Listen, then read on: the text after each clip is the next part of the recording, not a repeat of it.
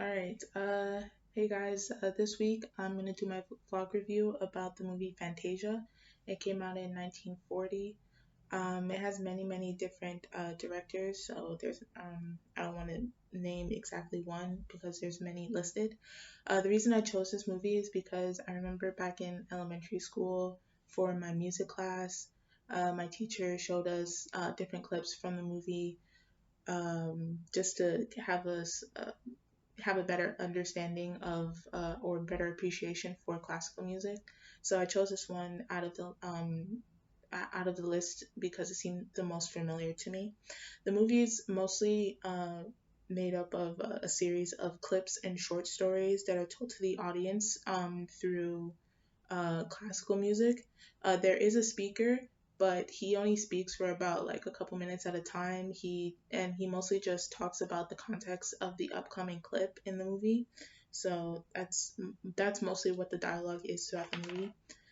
The movie is split up into three parts. The first part is basically just about what you see and picture in your mind when you hear classical music. So, like, say for example, you go to the theater to see an orchestra, and when they're playing, just all the the things that pop into your mind while you hear the different instruments and the different chords and whatnot.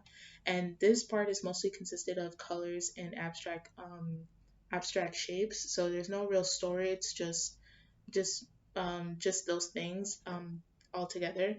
And then the second part is kind of the same thing. However, the the uh, there's no abstract shapes or colors. The things are actual like drawings and animations that are kind of like reacting to the music that is playing. So like they in this part there's a lot of personification of like different things like plants and whatnot, and there's like fairies and stuff. So that's just basically the second part is the same. It's the same as the first part. However, it's actual drawings and animation. And then the third part is these clips are have actual stories to them. They have an actual like almost like a plot to each of the clips, they um and the music is made after the clips that are being made. So the music is made to react to the clips. And in the first two parts, the the clips are reacting to the music. So to the music. So I thought that was a really cool different way to convey those things. One of the For the third part, one of the most popular clips or short stories, I should say, that comes from the third part is the Sorcerer's Stone that stars, Mickey being this Sorcerer's Stone. I said Sorcerer's Stone, not Sorcerer's Stone, Sorcerer's Apprentice, who is Mickey, and he is an apprentice to the sorcerer, and instead of and he Mickey decides to try and use magic to get through his chores, but it becomes a big mess because Mickey is still a student. He doesn't understand. He hasn't learned how to really control the magic yet. So it becomes this big mess, and that's like one of the more popular clips. That's one of the clips that I remember most from when I was in elementary school. So it was really nice to see that. And I also remember they're a adaptation of that clip that was made into a film that came out like 10 years ago in 2010, and it stars Nicolas Cage. I don't remember really loving that movie, but I think I just preferred the Mickey version of it because I was a child. So, anyways, one of the other things that I noticed in it that is probably just me that noticed it, and probably me that like that really thought about it, was the fact that in the beginning of the movie, in the beginning of the movie, the orchestra is getting seated, and they're going to their spots and they're going to their instruments and getting ready to start the movie and start the show. And when all the musicians are going to their seats, it's all men. And then at the very last second, it's these two women who walk up behind everyone and they go to their instrument, and both of these women play harps. And when I saw that, my initial first thought is like, why is it just these two women? And then it made me think like, is the harp considered a feminine a feminine instrument, and then I started thinking, do instruments have a gender at all? Like, can they be considered to be like, this is more of a man instrument, or this is more of a woman instrument? So I thought about that for a couple minutes, just from that small little clip. I don't know if anyone else was thinking about that, but that was for some reason really interesting to me.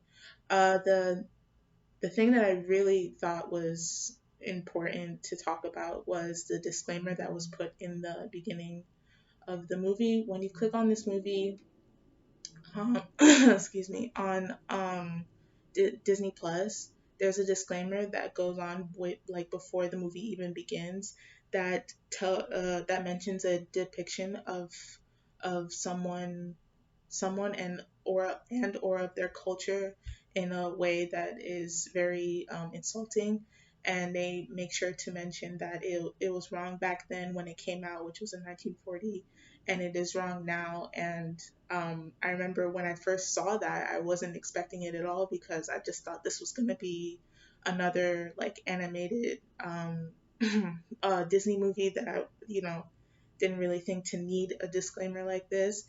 So while throughout, um, watching it fully the first time, I was like really looking for this one thing, and I remember when I finished it the first time, I couldn't I couldn't remember anything that could warrant a disclaimer like that, and like I remember searching for it and I couldn't find it, and then I was like, okay, let me look online. So I looked on YouTube and I found the clip, and it is of this.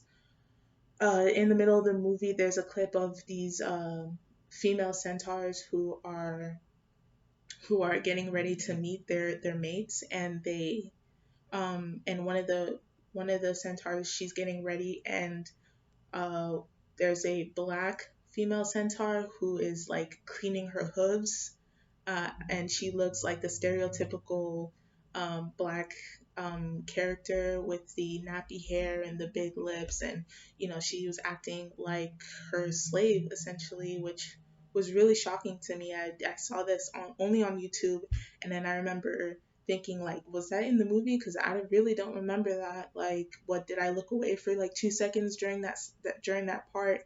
And I remember finding the scene in the movie, and it wasn't there. It was completely edited out.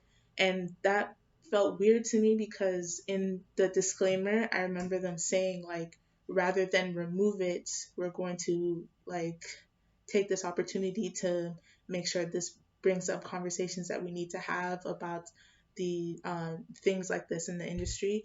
And I just, from that wording, made it me assume that it was going to be kept in the movie, but it wasn't. And I'm at this point where I don't know.